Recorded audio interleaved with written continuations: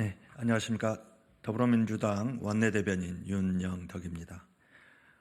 오늘부터 제21대 국회 마지막 국정감사, 윤석열 정부 출범 이후 실제적으로 첫 번째 국정감사가 시작이 되었습니다. 국정감사에 대한 더불어민주당의 각오를 말씀드리고, 군 초급 간부들의 복무 여건 개선을 위한 공약을 대통령께서 하셨는데 내년도 예산안에 전혀 반영되지 않았습니다. 이에 대한 입장을 말씀드리겠습니다. 윤석열 정부 실정을 바로잡고 경제와 민생을 살리는 국민국감, 민생국감을 만들겠습니다. 오늘부터 21대 국회의 마지막 국정감사가 시작됩니다. 이번 국정감사는 윤석열 정부 2년차에 대한 혹독한 평가의 장이 될 것입니다. 한국 경제의 장기 침체와 윤석열 정부 대기업 감세로 세수가 고갈되면서 재정 지출에 빨간불이 켜진 지 오래입니다. 또한 가계대출은 위험 수위를 넘었고 고물가가 지속되면서 국민의 삶은 나날이 근심이 쌓여가고 있습니다. 하지만 취임 이후 거듭된 국정난맥과 무능, 인사참사와 굴욕, 외교에 대한 국민은 진절미를 내는데 윤석열 정부는 전 정부 탓, 야당 탓마다 하는 파렴치한 모습을 보이고 있습니다. 더욱이 윤석열 정부 관심은 오직 내 편 챙기기, 일본 챙기기, 처가 챙기기 밖에 없습니다. 더불어민주당이 바로잡겠습니다.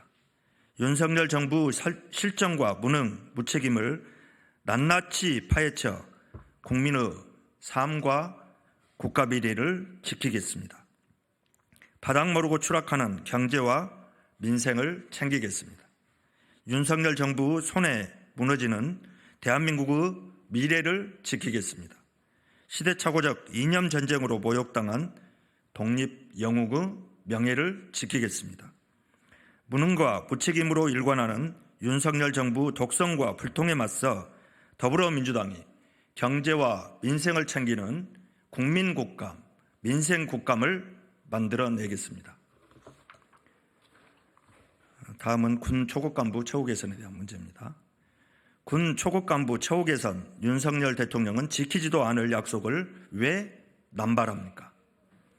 윤석열 대통령이 대대적으로 약속했던 초급간부 복무여건 개선 사업 대부분이 정작 내년 예산안에 반영되지 않는 것으로 확인되었습니다. 지난 5월 윤석열 정부는 초급간부 복무여건 개선 계획을 발표하였습니다. 하지만 예산사업 8건 중 실제 예산이 배정된 것은 고작 2건에 불과합니다.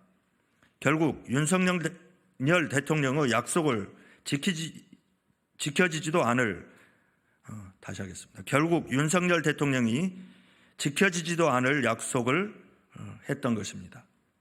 윤석열 대통령은 왜 군 초급 간부들에게 지키지도 않을 약속으로 눈 가리고 아웅했습니까? 초급 간부에 대한 열악한 처우로 사관학교, ROTC 지원율이 반토막 났습니다. 그마저도 중도의 군을 떠나는 초급 간부들이 늘어나고 있습니다. 그런데 윤석열 정부는 주지도 않을 사탕으로 초급 간부들을 우롱하고 있으니 정말 무책임한 대통령입니다.